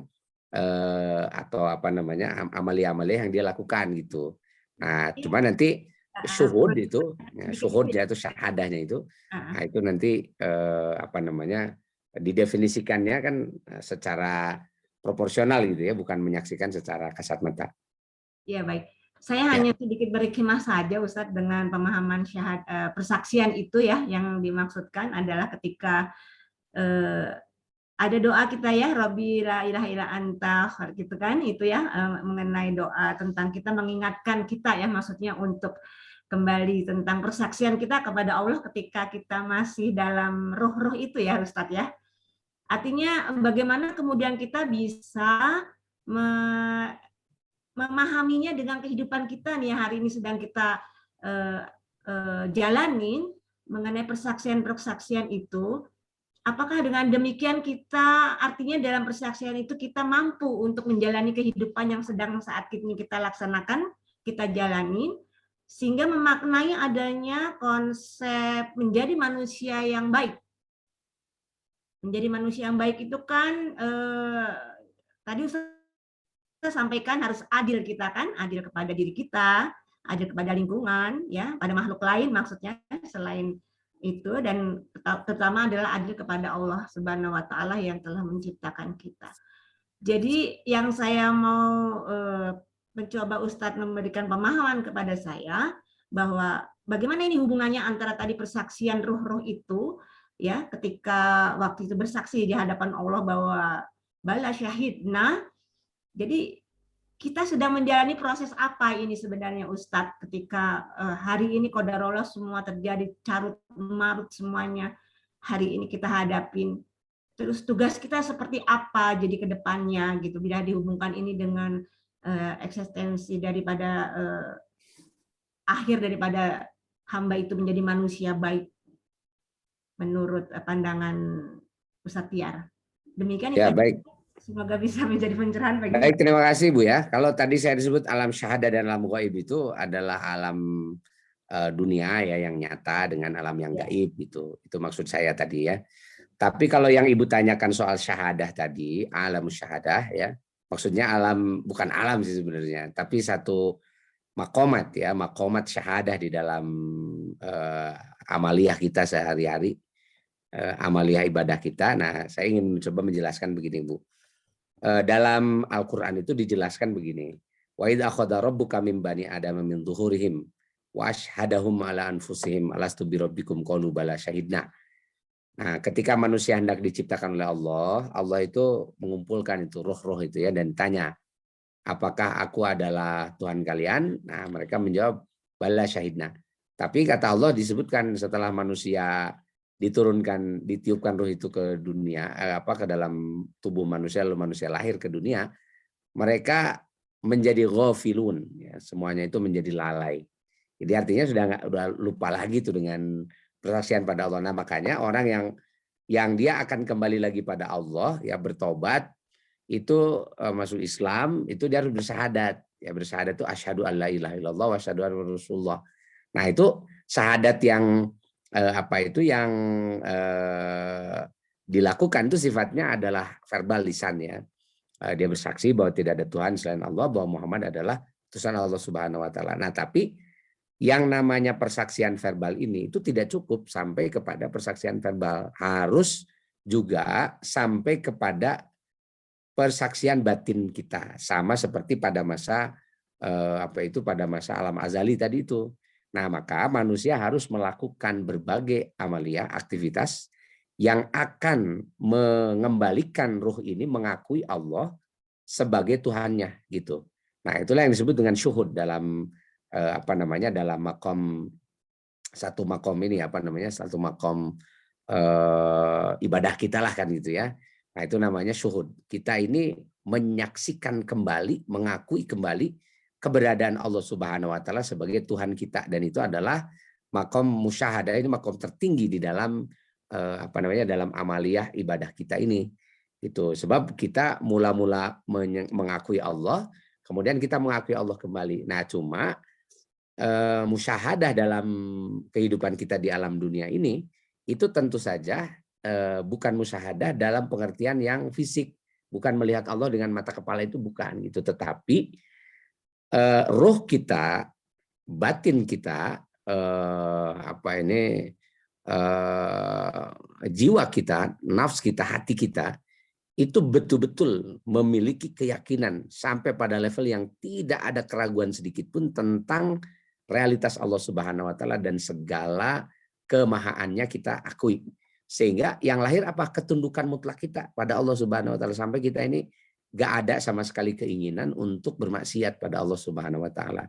Nah, makanya orang-orang yang sudah sampai kepada proses musyahadah, ya, makom musyahadah ini, itu dia punya potensi untuk menjadi wali Allah Subhanahu wa taala. Siapa wali Allah ini? Wali Allah itu adalah orang yang derajatnya selevel di bawah para nabi. Namanya wali. Nah, siapa wali ini? Wali ini adalah orang yang amalnya itu hanya taat saja pada Allah Subhanahu wa taala. Jadi dia tidak pernah melakukan kemaksiatan sedikit pun, baik itu dalam pikirannya, dalam penglihatannya, pendengarannya, dalam langkah kakinya, perbuatan lisannya dan sebagainya, itu enggak ada sama sekali kefasikan. Sama sekali tidak ada kemaksiatan pada Allah Subhanahu wa taala. Itu semua hidupnya itu hanya ketaatan saja, ketaatan. Nah, itu jadi orang yang kalau sudah pada level itu, dia sudah layak untuk menjadi walinya Allah Subhanahu wa taala. Yang disebutkan Al-Qur'an, ya, inna auliya Allahil ladzina amanu wa amilus sholihat. Orang yang nanti akan menjadi wali Allah itu adalah orang yang dia punya keimanan yang tanpa keraguan itu pada Allah, wa amilus sholihat, dan selalu setiap hari itu yang dilakukan cuma amal soleh saja. Dia tidak bermaksiat pada Allah, tidak syirik pada Allah Subhanahu wa taala, gitu. Nah, itulah orang yang sudah sampai pada level musyahadah di dunia ini. Artinya dia mengembalikan persaksiannya ketika semasa dia ada di alam alam azali sebelumnya itu. Nah, kira-kira begitu, Bu, ya, penjelasan tentang makom musyahadah dalam amaliyah kita sehari-hari begitu. Baik, saya kira itu ya, mudah-mudahan sedikit menjelaskan, Bu, ya. Baik, suka diajak pengelakaian, Ustadz. Ya, silakan kalau masih ada. Baik, seterusnya dari kolom chat dari Kang Ramdhani. Assalamualaikum Ustadz. Dari yang Ustadz sampaikan tadi tentang worldview Islam, apakah itu berarti bahwa worldview Islam ini akan mendekonstruksi pemikiran-pemikiran selain Islam secara total? Apakah worldview Islam dan worldview Barat akan selamanya saling berlawanan? Ketika seorang Muslim terkena virus worldview Barat dalam pola pikirnya, apakah ada kemungkinan bisa mempunyai worldview Islam juga dalam waktu yang sama? Mungkin berarti, ya. Mohon pencerahannya, Ustadz. Ya, baik. Apakah worldview Islam akan mendekonstruksi cara berpikir? Kalau dalam konteks cara berpikir dasar, iya, gitu. Karena worldview Islam itu kan akidah, ya. Dia adalah keyakinan kita ya. Tapi kalau baratnya Muslim sih nggak masalah kan. Tapi kalau baratnya ideologi yang sekuler gitu, maka sekularisme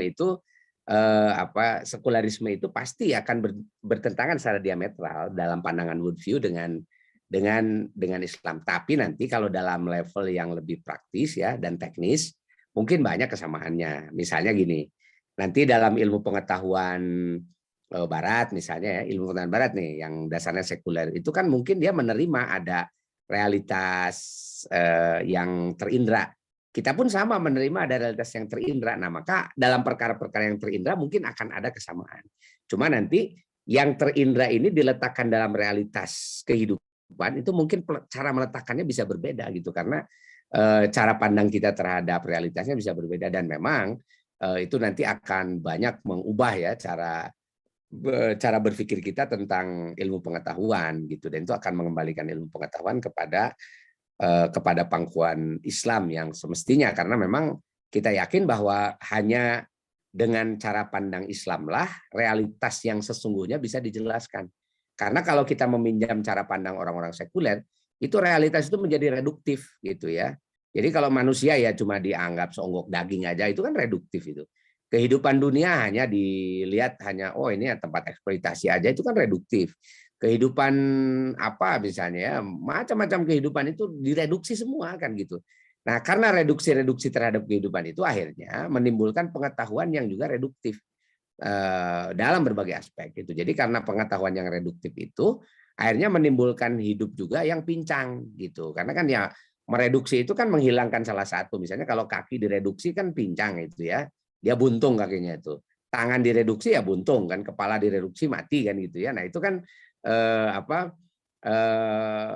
kenyataan yang kita hadapi. Nah, makanya tidak ada cara lain kita untuk mengembalikan ya, membereskan kekacauan ini ya, karut-marut di dalam kehidupan sekarang ini kecuali kita meletakkan dulu ya, mengembalikan lagi cara pandang realitas ini ke pangkuan Islam yang kita yakin bahwa yang diterangkan oleh Islam itulah yang benar, yang sesuai dengan fitrahnya karena Islam itu kan agama fitrah, agama yang mengikuti penjelasan itu sesuai dengan penciptaan Allah Subhanahu wa taala gitu. Nah, maka dari sini yang harus kita lakukan itu adalah mengislamkan, sebenarnya melakukan islamisasi gitu. Jadi cara pandang yang tidak benar itu yang bertanggahan dengan ajaran Islam itu ya harus dikembalikan lagi kepada Islam.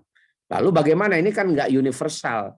Ya memang saya kira kalau kita cuma mencari kesepakatan banyak orang ya universal itu nggak akan pernah ada itu yang namanya ilmu pengetahuan universal. Di dunia ini sampai hari ini belum pernah ditemukan ada yang namanya ilmu itu universal. Maksudnya bisa dipakai oleh semua orang tuh nggak ada gitu. Semua ilmu itu ya saling satu dengan yang lain itu saling kritik kan itu, ini mengkritik ini mengkritik itu kan itu.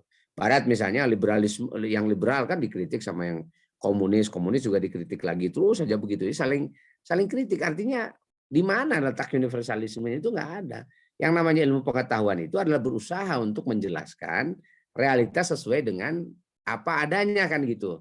Nah, kita ini ya dengan berbekal informasi dari Allah Subhanahu wa taala kita mengkonstruksi realitas itu sesuai dengan apa adanya kan gitu. Lalu kita kembangkan dengan kemampuan nalar kita ya untuk menjelaskan hal-hal yang tidak dijelaskan secara langsung oleh Allah Subhanahu wa taala dan Rasulnya gitu. Kan sebenarnya sederhana saja begitu gitu. Lalu kalau bertentangan dengan yang sekuler bagaimana? Ya, yang sekuler aja bertentangan dengan Islam dia nggak gimana-gimana, yang Islam bertentangan dengan sekuler ya nggak apa-apa kan gitu. Maksudnya gini, jadi orang-orang sekuler aja kan ini getol sekali itu menghantam agama gitu. Jadi anggap wah ini agama ini nggak benar, agama itu mengembalikan kepada kemunduran dan sebagainya kan gitu. Itu kan mereka sudah mendeklar itu dengan menolak agama itu bahwa pengetahuannya nggak bisa universal karena pengetahuan itu nggak bisa diterima oleh kalangan agamawan gitu aja, orang-orang Islam misalnya gitu. Nah, maka orang Islam itu juga nggak perlu kecil hati gitu bahwa pengetahuannya nanti wah nggak bisa nih diterima sama orang sekuler. Lah orang sekuler aja pengetahuannya nggak bisa kita terima kok. Terus kita nggak bisa diterima pengetahuannya orang sekuler terus jadi gundah, nggak perlu kan gitu, biasa aja. Gitu. Itu kan dalam pertarungan pemikiran itu dalam pertarungan pemikiran itu biasa, itu saling bercanggahan itu biasa. Gitu. Kita ini sedang berkompetisi kan gitu. Fastabiqul khairat. Menjelaskan mana yang lebih sesuai dengan kehidupan gitu. Nanti kan yang kita lihat kan ujungnya, mana yang lebih maslahat, mana yang lebih baik. Pengetahuan kita atau pengetahuan yang sekuler. Apa ujung dari pengetahuan sekuler itu? Kerusakan atau kebaikan. Nah, kita tunjukkan itu bahwa pengetahuan Islam ini akan berujung kepada kebaikan, sebab kita yakin wa ma arsalnaka illa rahmatan lil alamin. Rasul itu tidak diutus oleh Allah kecuali menjadi rahmat. Artinya syariat yang dibawa oleh Rasulullah itu semuanya rahmat isinya. Kebaikan untuk alam ini. Itu kan bagian dari keyakinan kita. Nah, maka kita harus percaya diri gitu bahwa dengan dengan berbekal pengetahuan Islam tadi itu ya yang dibekal oleh Allah, kemudian kita kembangkan dengan kemampuan daya nalar kita sebagai manusia dan kemampuan akal kita menangkap berbagai wawasan dalam kehidupan ini, kita harus yakin bahwa kita bisa menghadirkan sesuatu yang lebih maslahat untuk kehidupan manusia dalam berbagai aspeknya gitu. Nah, tinggal setelah percaya diri begitu, ayo kita kerja gitu ya, kerja bagaimana yang yang kita yakini itu bisa mewujud dalam realitas kehidupan kita sehari-hari gitu. Jadi nggak perlu menunggu persetujuannya orang-orang sekuler, itu biarin aja deh sampai kapanpun nggak akan setuju kan gitu. Nah, kira-kira begitu. Ya, semoga menjawab ya Kang Ramdhani. Berikutnya mungkin 2 lagi Ustadz. Ya, silakan. Dari Kang Indra. Izin bertanya Ustadz, Clash of Civilization karangan Samuel Huntington menggambarkan kemungkinan terjadinya benturan antara worldview Islam dan worldview Barat.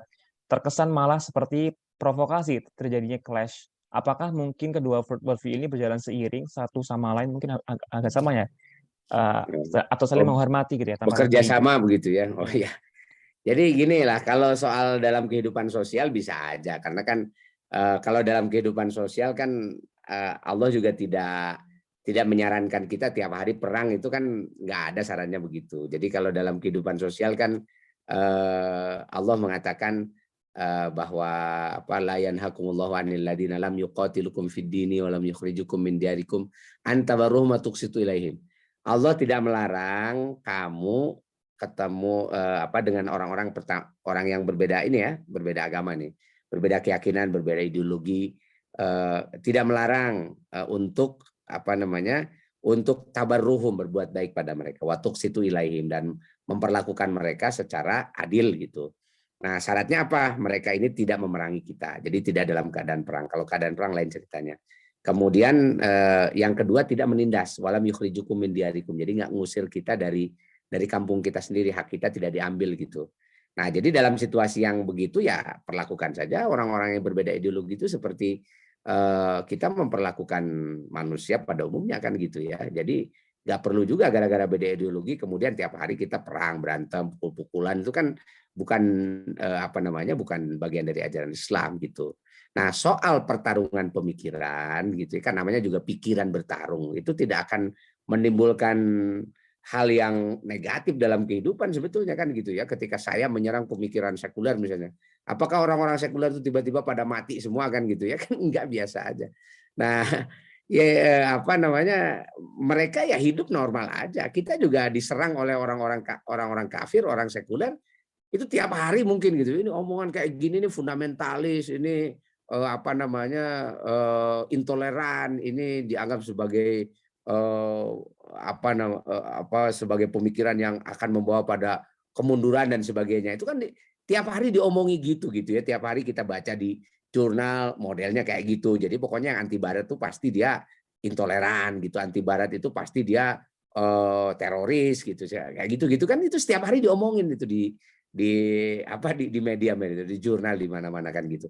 Nah, itu apakah memberikan kemadorotan pada saya secara fisik ya? Enggak, biasa aja kan gitu ya.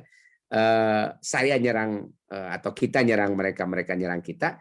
Kalau levelnya masih pemikiran itu nggak masalah sebenarnya kan gitu. Maksudnya nggak masalah, itu tidak akan menimbulkan persoalan sosial.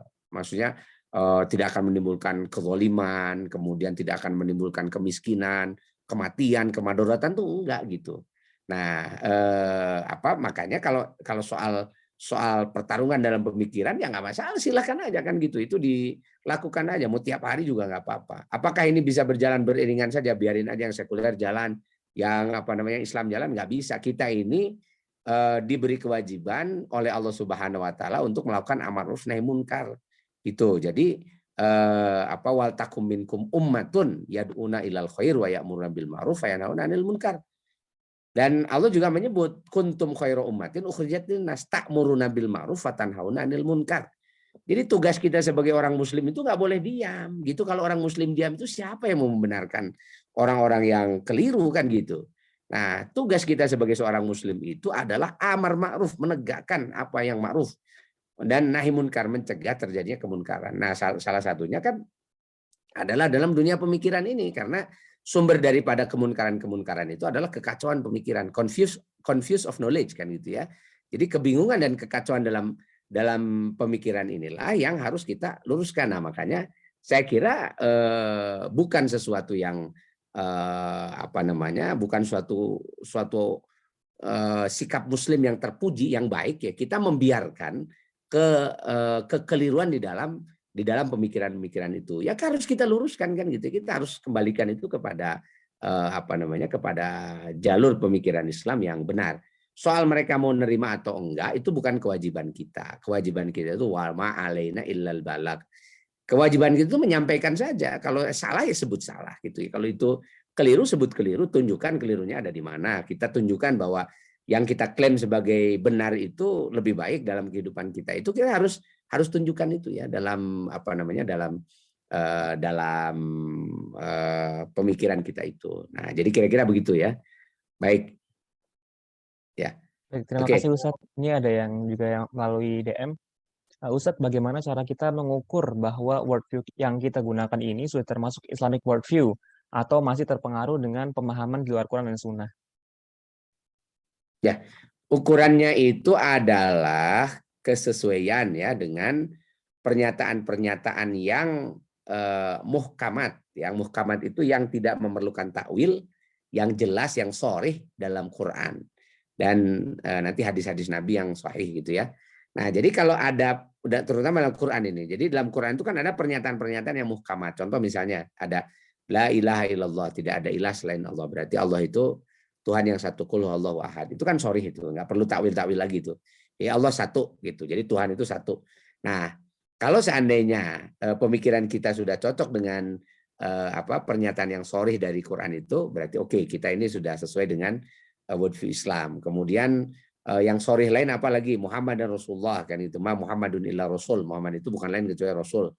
Nah, maka pernyataan yang sharih semacam itu, nah kemudian itu jadi dasar pemikiran kita, berarti pemikiran kita sudah cocok itu dengan worldview Islam. Jadi ciri dari worldview Islam itu dia pandangan yang dikonstruksinya didasarkan kepada ayat-ayat yang muhkamat di dalam di dalam Al-Qur'an. Jadi bukan pada ayat-ayat yang masih debatable, masih takwilnya masih bisa, tafsirnya masih bisa berbeda, takwilnya bisa panjang begitu ya, bukan pada ayat-ayat semacam itu, tetapi pada ayat-ayat yang tidak diperdebatkan maknanya, bahwa itulah memang maksudnya gitu. Nah, itulah nanti worldview Islam itu di situ. Jadi worldview itu karena dia dasar pemikirannya, dia tidak didasarkan kepada ayat-ayat yang mutasyabihat.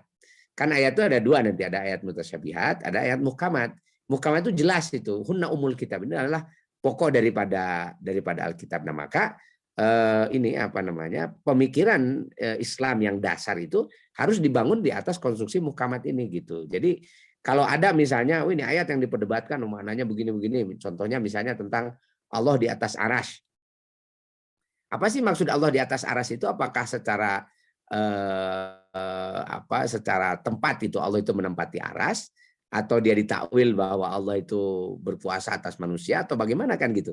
Itu kan ayat mutasyabihat yang diperdebatkan, makanya tidak dijadikan sebagai konstruk worldview dasar gitu ya, untuk menjelaskan tentang tentang realitas yang dihadapi gitu, karena itu bagian dari ayat yang mutasyabihat. Nah, kita kembalinya itu kepada ayat-ayat yang muhkamat saja, yang maknanya tidak wijaj ya, yang tidak goncang, kemudian tidak samar gitu ya, maknanya itu jelas gitu. Nah, karena memang worldview ini dibangun di atas tadi itu ya, di atas kejelasan-kejelasan informasi yang muhkamat di dalam Al-Quran dan juga dalam sunnah Nabi Muhammad SAW sebagai pelengkapnya.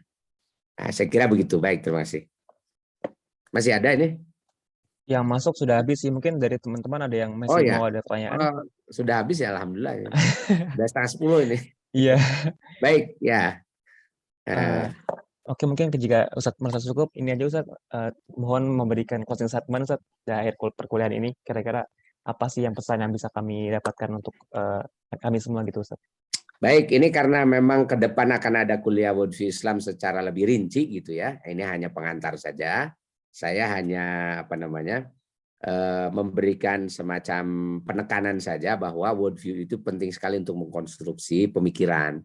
Jadi pemikiran-pemikiran yang kacau yang belakangan ini terjadi itu karena kekacauan juga di dalam memahami worldview Islam gitu. Oleh sebab itu muncullah tadi pemikiran-pemikiran yang kacau. Kalau tantangan kita dalam pemikiran itu adalah tantangan sekuler sekarang ini, maka tantangan sekularisme yang paling dasar itu justru adalah pada level worldview-nya. Seperti kata Huntington tadi, ada the clash of worldview, itu sesuatu yang tidak bisa dihindarkan. Nah, maka kita harus kembali ya memahamkan kepada umat Islam tentang dasar berpikir bagi umat Islam. Dan dasar berpikir umat Islam itu adalah worldview Islam atau Islamic worldview. Yang worldview Islam itu tidak akan diikhtilafkan. Dia bukan perkara yang diperdebatkan di antara mazhab-mazhab, itu enggak gitu. Ini adalah perkara yang perkara yang muhkamat, perkara yang jelas sekali kan gitu ya. Yang ini di kalangan umat Islam memang dijadikan sebagai umdah. Nah, itulah yang diharapkan nanti menjadi pegangan umat Islam di dalam mengkonstruksi pemikirannya, sehingga nanti kalaupun terjadi perbedaan-perbedaan pandangan, ikhtilaf, mazhab dan sebagainya, kita kembali lagi dulu kepada umdahnya, kepada pokoknya, kepada pegangan yang sama di antara umat Islam. Nah, sehingga worldview Islam ini juga bisa menjadi alat untuk mempersatukan umat Islam secara kognitif. Jadi kalau ada ayat yang memerintahkan wa'tasimu bihablillahi jami'an wa la tafarraqu, kita bisa berjamaah itu di dalam tali Allah, maka worldview Islam itu adalah salah satu yang bisa mengeksplisitkan hablullah tadi itu. Nah, sehingga ini bisa menjadi salah satu sarana ya untuk bisa mempersatukan kognisinya umat Islam agar dia tidak saling bercanggah antara satu dengan yang lain, sehingga nanti bisa menjadi dasar bagi persatuan umat Islam yang sesungguhnya. Saya kira begitu ya dari saya. Mohon maaf atas segala kekurangan. Mudah-mudahan yang disampaikan ada manfaatnya. Subhanakallahumma bihamdika asyhadu an la ilaha illa anta astaghfiruka wa atubu ilaik. Wassalamualaikum warahmatullahi wabarakatuh. Waalaikumsalam warahmatullahi wabarakatuh. Syukur Ustadz atas pemateriannya. Semoga teman-teman bisa mendapat ilmu yang bermanfaat dari kuliah hari ini. Dan bagi teman-teman Padis, untuk minggu depan kita akan ada melakukan diskusi mengenai sekularisme. Nanti bahan bacaan akan kami berikan di grup, dihitung saja ya buat bahan bacaan, serta juga ada penugasan mengenai artikel sekularisme juga. Jadi teman-teman besok minggu depan ada 2 ya. Pertama ada diskusi, serta yang kedua ada artikel mengenai sekularisme seperti itu. Untuk bahan bacaan akan kami segera kirimkan di grup. Mungkin sekian untuk hari ini, dan terima kasih kepada Ustadz Tiar atas kesempatannya dan materinya. Dan wassalamualaikum warahmatullahi wabarakatuh. Jazakallah khair Ustaz. Warahmatullahi wabarakatuh.